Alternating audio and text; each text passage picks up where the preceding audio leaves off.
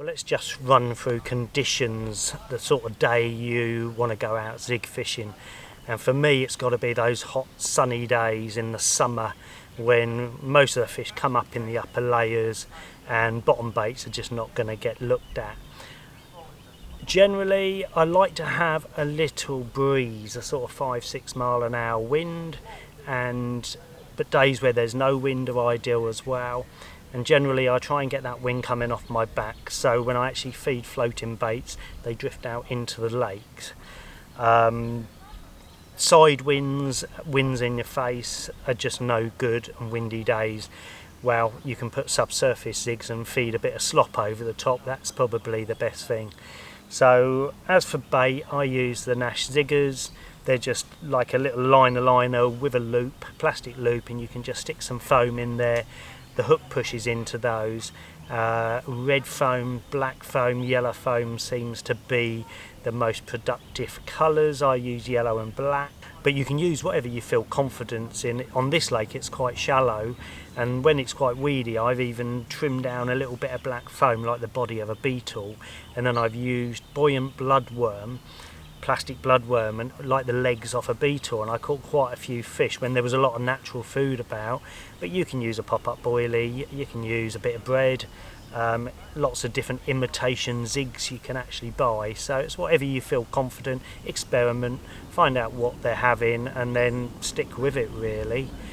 And the next thing is how you go about baiting. Now I always start a session one with a zig at 2/3 of the depth subsurface and one up on the surface, and what I do is I use a couple of marker sticks and I wrap out 15 wraps with my spod rod, clip it up. That's where I'm going to be feeding dog biscuits, floating pellets, and quite often I'll put some dead maggots in there, especially if I'm using a red bit of foam 2/3 of the depth. And that is going to be like dropping into a certain position, and I'm actually going to cast my rod with a subsurface right where I'm feeding, because you get lots of bits falling down like the dead maggot, sometimes a bit of slop, and that will concentrate some fish under the water there. And in that mix there's a lot of floating baits, dog biscuits and pellets, and they drift out on the wind into the lake, attracting carp from all directions.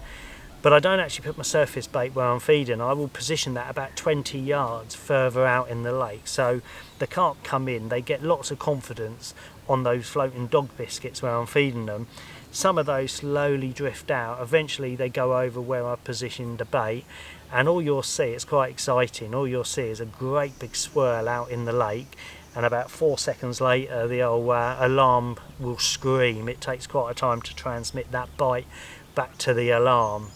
And another little tip is I just put some oil or some fluids onto my dog biscuits and in my mix, and that just creates a nice flat spot, especially if there is a little ripple. Creates a flat spot. If you're using a surface bait, sometimes you can actually see that out on the actual surface with the naked eye, and it just flattens that and you can see all those mouths coming up. So if it's a really hot day, there's very little wind, most people stay at home and you think, oh, the fish won't be having it. Come down, experiment with the zigs, because believe me, you will catch a lot of fish.